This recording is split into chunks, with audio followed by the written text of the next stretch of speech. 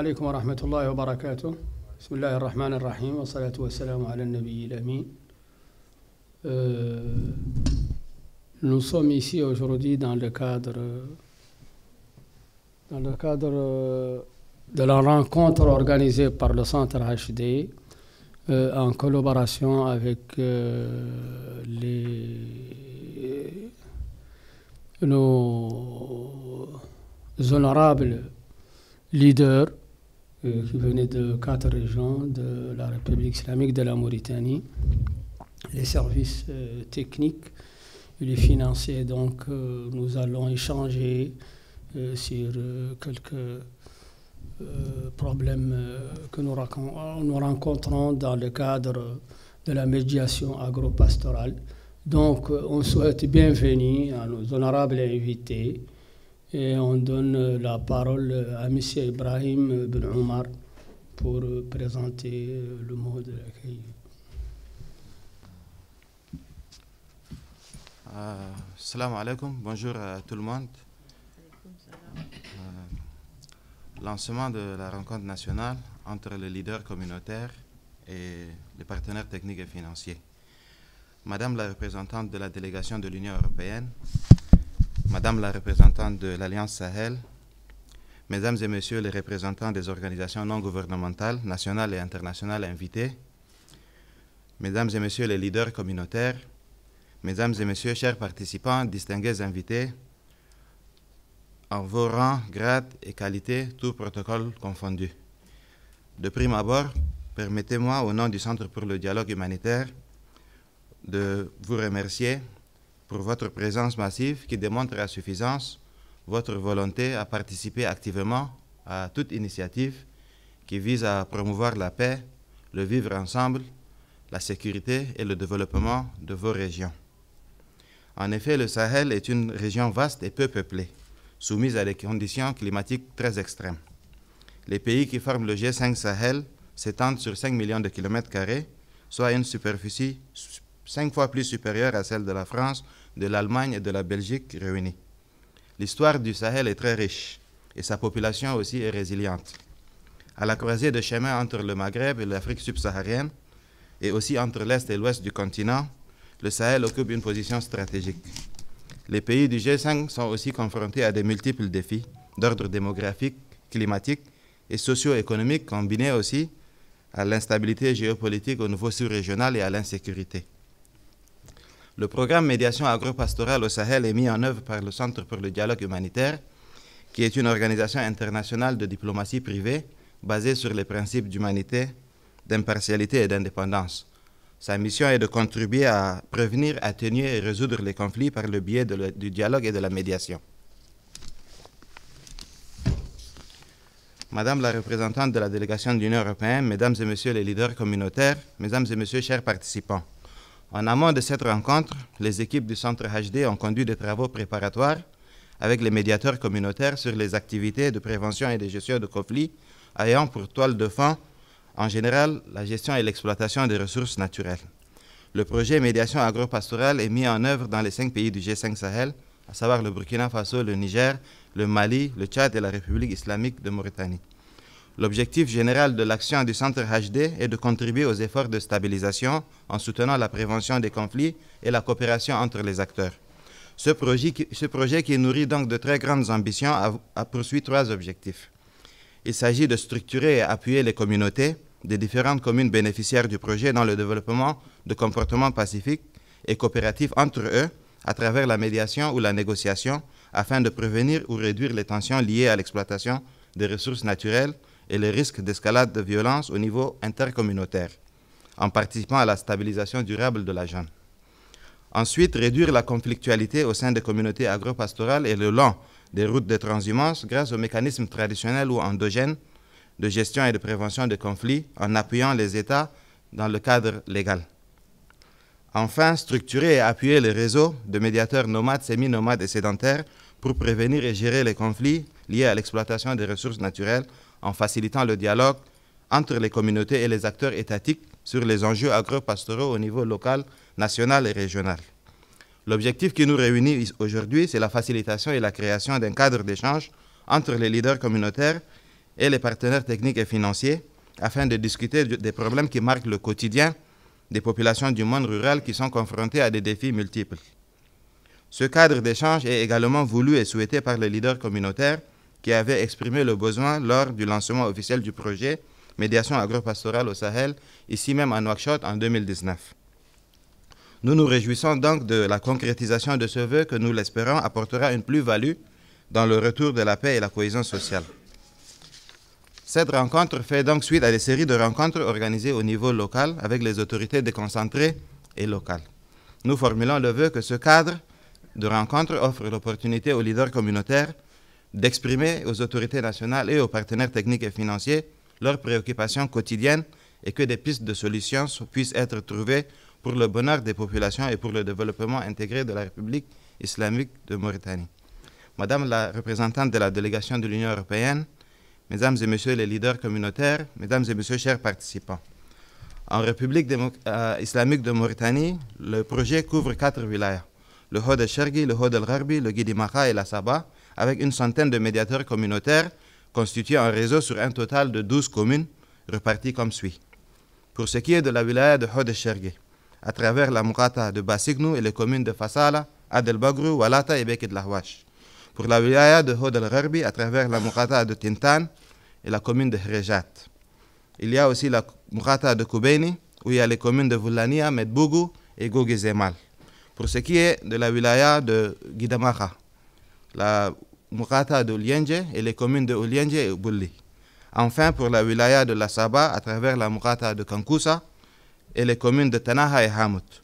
Le centre HD entend accompagner les communautés et les États dans l'atteinte des objectifs en mettant à profit son expertise en matière de dialogue humanitaire et de médiation.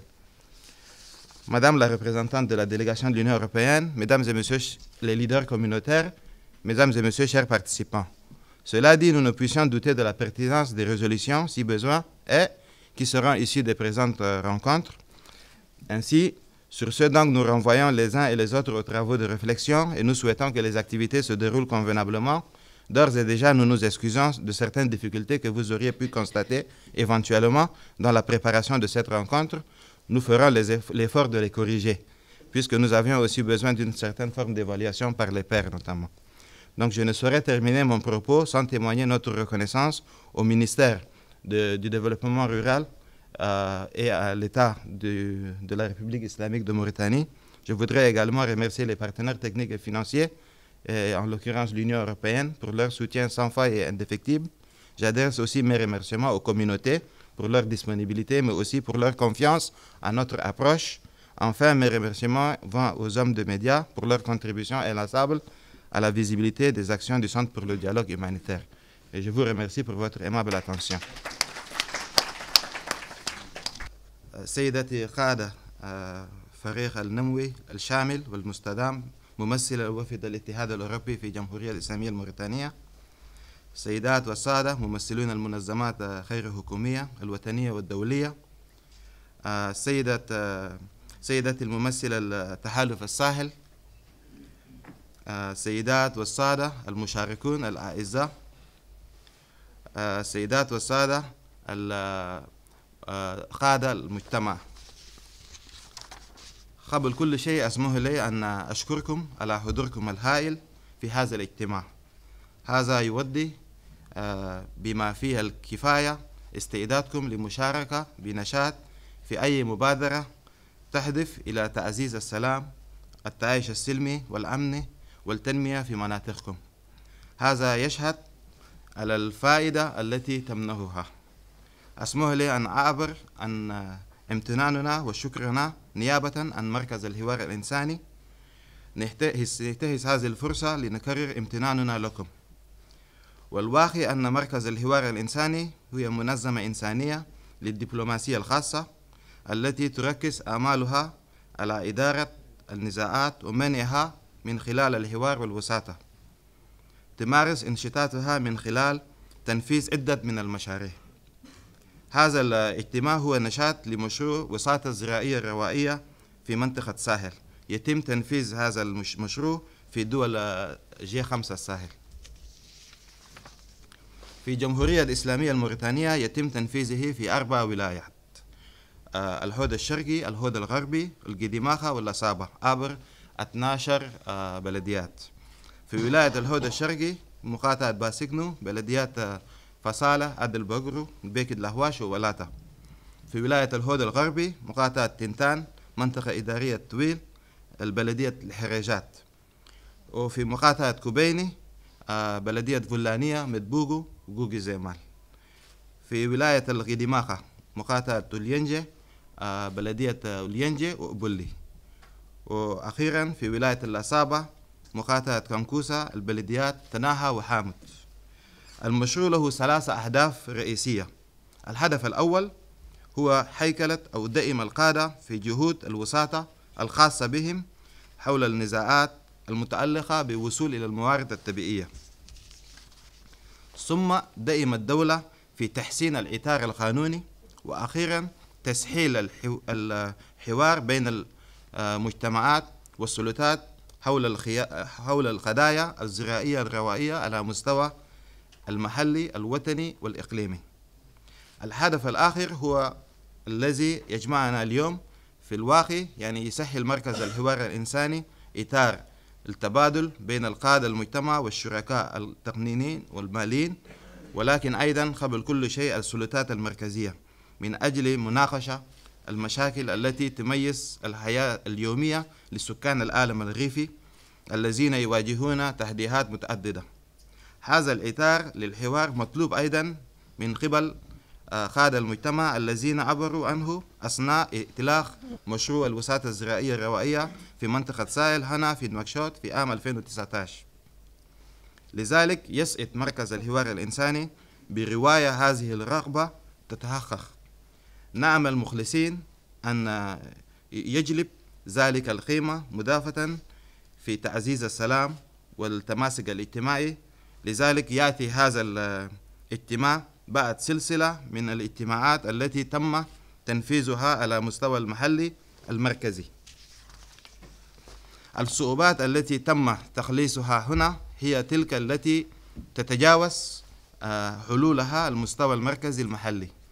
نعبر أن أملنا في أن يوفر إطار الاجتماعي هذا الفرصة لقادة المجتمع للتعبير للسلطات الوطنية والجهات المعنية عن اهتماماتهم اليومية وإيجاد حلول لإسعاد السكان وتنمية البلد. لم أستطيع إنهاء ملاحظتي دون أن أشكر وأن أعبر عن امتناننا لوزارة التنمية الريفية. أشكر وفد الاتحاد الأوروبي للدعم المالي لمشروع وساطة الزراعية الروائية في منطقة ساحل، وأود أشكر المجتمعات على تواجدهم، ولكن أيضا على ثقتهم في نجحنا وأشكركم على حسن استماعكم، وشكرا.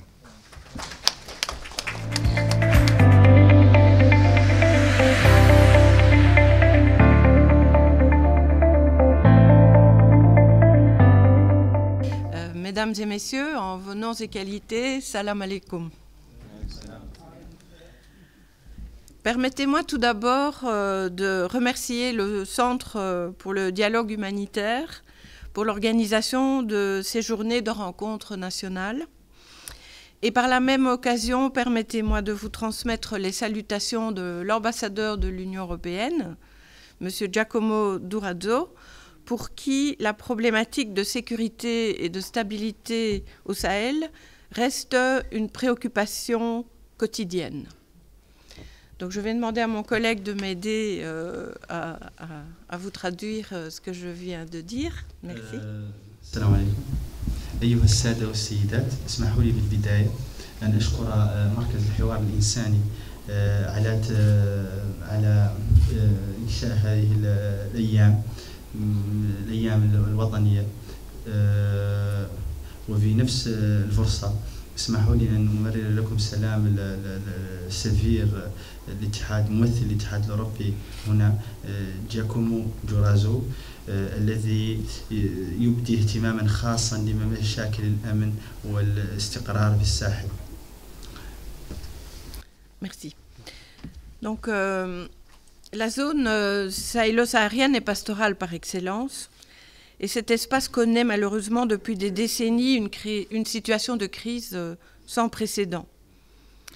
L'exploitation de cet espace pastoral et agropastoral est un enjeu sécuritaire majeur. Et le risque de voir se réduire les activités agropastorales créerait un vide spatial qui serait synonyme de non-droit, d'illégalité et d'insécurité. منطقة الساحل هي منطقة رعوية بامتياز. هذه المنطقة تشهد منذ عقود حالة من مشكلة بدون سابق إنذار، واستغلال الموارد الطبيعية في الساحل يعتبر خطر حقيقي، ونقص الموارد الطبيعية ونقص الأنشطة الرعوية والزراعية يشكل عدم في الأفق، وهو يتوازى مع عدم خلو القانون وعدم المساواة وعدم الأمن. Pour l'Union européenne et pour l'Alliance Sahel dont nous faisons partie, une prospérité directement liée à l'agropastoralisme dans toute la zone saharo-sahélienne est un objectif important. Un objectif important pour la paix, la stabilité et aussi pour l'essor économique. C'est pour cela que dans notre programme avec la Mauritanie, la résilience agropastorale est le secteur de concentration numéro 1. Donc nous mettons beaucoup de ressources et d'efforts pour contribuer à la résilience agropastorale. Nous avons différentes interventions comme le RIMRAP. Le RIMRAP, ça veut dire un renforcement institutionnel en Mauritanie pour la résilience agropastorale. Nous avons de nombreuses initiatives de sécurité alimentaire et nutritionnelle. Nous avons une approche sécurité-développement et nous soutenons des initiatives comme celle aujourd'hui des journées de rencontres nationales de médiation des conflits parce que justement cette stabilité-sécurité dans la zone du Sahel et cette optimisation de la zone est un objectif fondamental pour nos interventions en Mauritanie. بالنسبة للاتحاد الأوروبي والتجمع الساحلي الذي نحن عضو فيه، الرفاه المباشر الذي يرتبط بالتنمية الحيوانية والزراعية في كل المنطقة إنه هدف مهم جدا من أجل الاستقرار والأمن. لهذا السبب الاتحاد الأوروبي يدعم التدخلات مثل مشروع ريمراب الذي هو عبارة عن دعم الوسط الزراعي والتنمية. وهناك الكثير من التدخلات في مواضيع مثل الأمن الغذائي والأمن الغذائي، وفي مقاربة التي هناك مقاربة عند الاتحاد الأوروبي حول الأمن والتنمية، وندعم جميع المبادرات كهذه الأيام، كهذا اليوم الوطني هنا في نواكشوط الذي هو مختص بالوساطة وحل النزاعات الريفية والنزاعات الرعوية والزراعية، خاصة في المناطق الحدودية وفي مناطق عدم الأمن وعدم الاستقرار.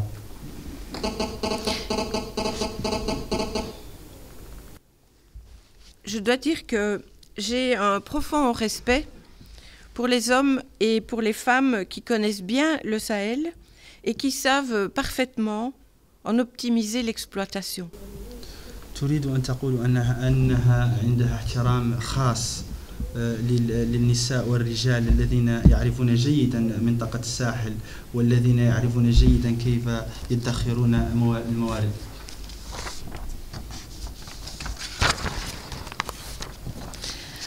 pour l'Union européenne, toute entrave à la mobilité de l'élevage représente un risque très fort de paupérisation et potentiellement un risque pour les jeunes qui voudraient se recycler ou se tourner vers des activités comme certains types de banditisme, lorsque le soutien de l'État et de la communauté internationale à l'économie pastorale n'est pas suffisant. Donc il est clair que l'Union européenne soutient les autorités mauritaniennes pour s'assurer du respect de la mobilité de l'élevage, qui est le système finalement le plus économique au monde, parce que c'est la possibilité de valoriser les ressources qui sont dans cette zone aride. Et nous pensons qu'il est absolument nécessaire de soutenir toute entrave à la mobilité et de soutenir et d'essayer de réduire les conflits qui pourraient arriver entre élevage et production agricole. Là, j'ai un peu dérivé, mais c'est pas... Mais je passe directement à celui-là. Bien entendu, nous savons qu'il y a de nombreux conflits.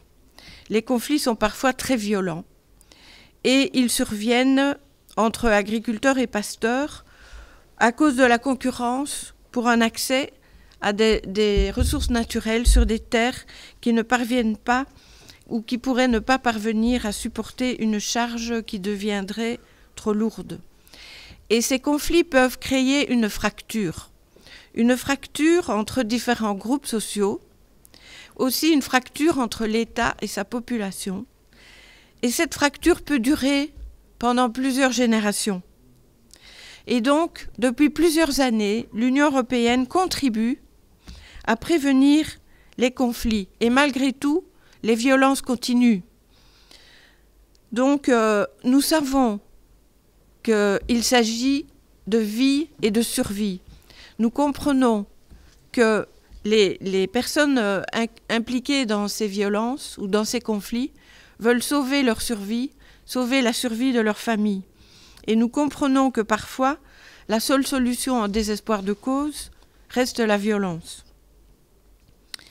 Mais quand on parle de conflit, il est souvent question d'incompréhension, de malentendus, de frustration ou même de peur pour assurer justement sa survie et la survie de sa famille.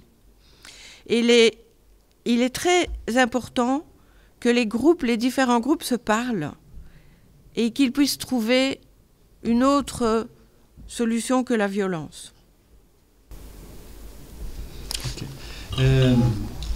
بالنسبة للاتحاد الأوروبي هناك الكثير من النزاعات الدولية، وهناك في بعض الأحيان تكون نزاعات عنيفة التي يعيشها المزارعون والمنومون، ولهذا السبب لسبب المنافسة على الأراضي الزراعية الأراضي الزراعية التي لا تستطيع أن تستقطب جميع المزارعين بالتساوي. وفي هذه الحالة هذا النوع من نقص الأراضي الزراعية ينتج أو قلتها أو عدم استطاعتها لتحمل هذا العدد من المزارعين يؤدي الكثير من النزاعات، وهذه النزاعات قد تؤول إلى قطيعة ما بين المجتمعات أو بين المجتمعات والدولة.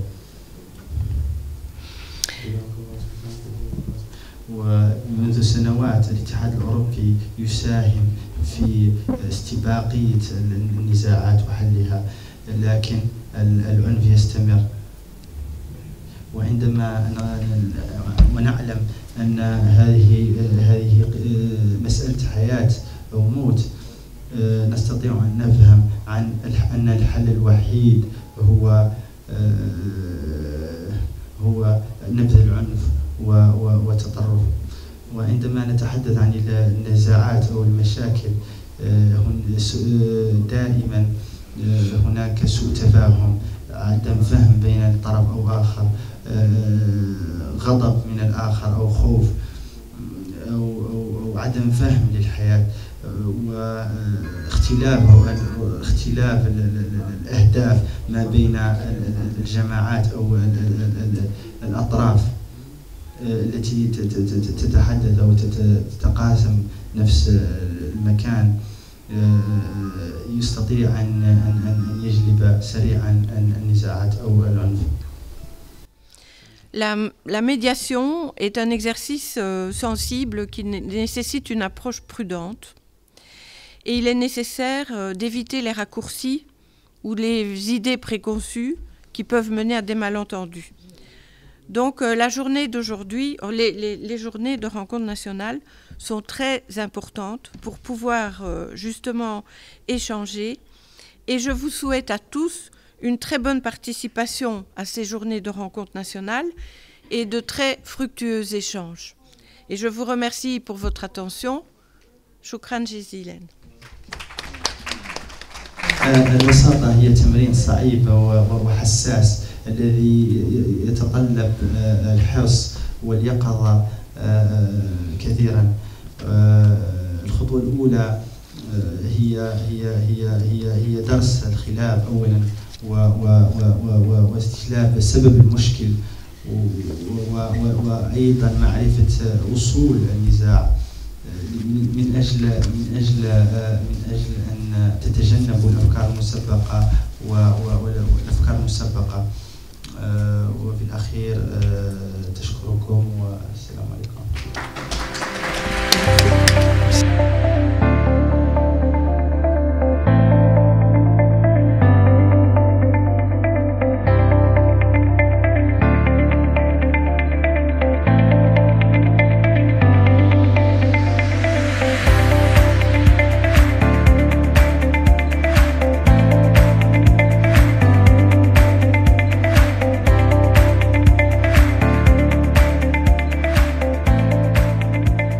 Chers partenaires techniques et financiers, Mesdames et Messieurs, par ma voix, nous, leaders communautaires, tenons à vous renouveler nos remerciements pour avoir accepté de prendre part à cette rencontre qui nous est chère. Messieurs et Madame, au cours de cette dernière décennie, notre pays est en proie à des urgences sécuritaires, économiques et sociales. Et sociales conjugales aux effets du changement climatique, cet état d'effet a eu un impact négatif sur la cohésion sociale et le vivre ensemble au niveau local, surtout dans les zones frontalières. Face à cette situation, des efforts sont déployés tant au niveau des autorités nationales que des partenaires pour résoudre des difficultés qui essayent le quotidien des populations rurales. Nous, en tant que leaders communautaires, apportons notre contribution dans cette mission de consolidation de la cohésion sociale et du vivre ensemble. Grâce à notre implication, nous avons contribué à la résolution de 126 conflits sur 141 saisies et la restitution de 27 animaux que le propriétaire avait déclarés au vol. Mesdames et Messieurs, la consolidation de la paix dans nos communautés passe par la conjugaison de plusieurs facteurs, notamment la sécurité et la création de conditions de développement local durable. Mesdames et Messieurs, le développement local passe, de notre point de vue, par la réalisation ou la réhabilitation de certaines infrastructures qui contribuent sans doute à la réduction des conflits communautaires dans nos différentes communes. Ces infrastructures sont classées en 4 catégories. Les infrastructures hydrauliques, comme les puits pastoraux, le forage équipé en château d'eau et en énergie solaire et la réhabilitation des points d'eau. Les infrastructures matérielles et instants agricoles, tels que l'aménagement de périmètres maraîchers, l'acquisition des matériels agricoles, le clôture pour les champs, etc. Les infrastructures marchandes, abattoirs modernes, le marché, afin de favoriser la création d'emplois au profit des jeunes et des femmes à travers les activités génératrices de revenus. Les infrastructures de désenclavement, les pistes rurales et le bornage de certains couloirs de passage pour animaux, améliorer l'accessibilité à nos zones, mais aussi réduire le conflit entre les agriculteurs. Les infrastructures contribuent fortement à créer des emplois, mais aussi des richesses et favorisent la relance économique dans notre différentes régions, à mobilité des populations pour ce qui est des routes, mais ces infrastructures permettent surtout de fixer les jeunes sur les terroirs et réduisent le nombre de candidats à l'immigration et le chômage. Chers partenaires techniques et financiers, l'expression de ces besoins se justifie par la spécificité de nos différentes communes, notamment l'enclavement. Nous savons que vous faites déjà beaucoup pour les pays et vous menez aussi des efforts dans nos régions respectives, mais nous voulons saisir ces cadres d'échange pour retirer nos besoins et vous rappeler l'urgence de leur réhabilitation. Ces besoins sont exprimés par nos communautés et reflètent leur attente en infrastructure. Nous voulons déjà vous rassurer que nous, leaders communautaires,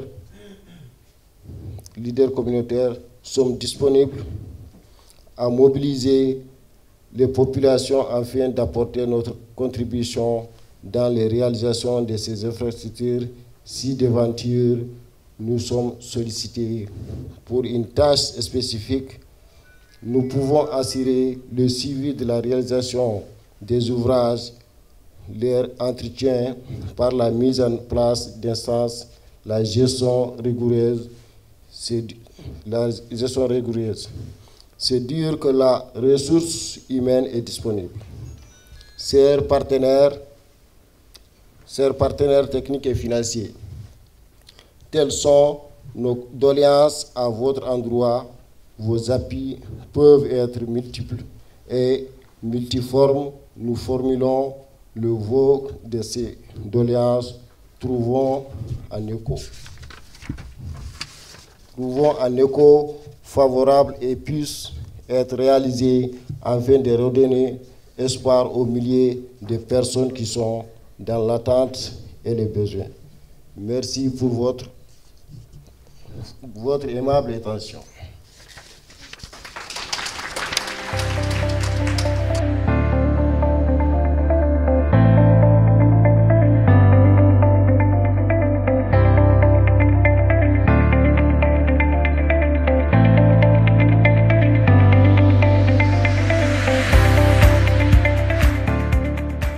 بسم الله الرحمن الرحيم.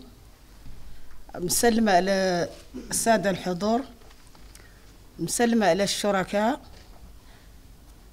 الماليين والفنيين، مرحبا بهم. هاي رسالة من النساء إلى الشركاء الفنيين والماليين. بعد المتحدث باسم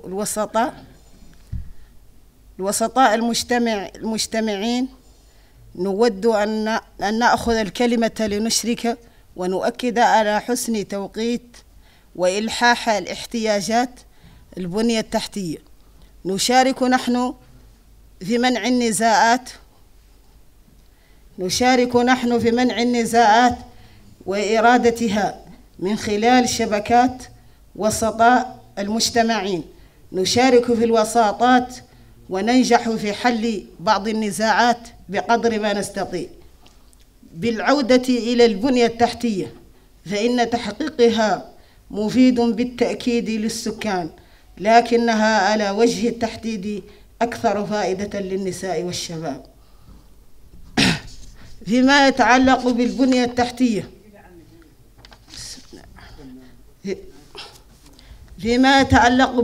التحتية، للمياه، فإن النساء هن أول مستفيدات لهن.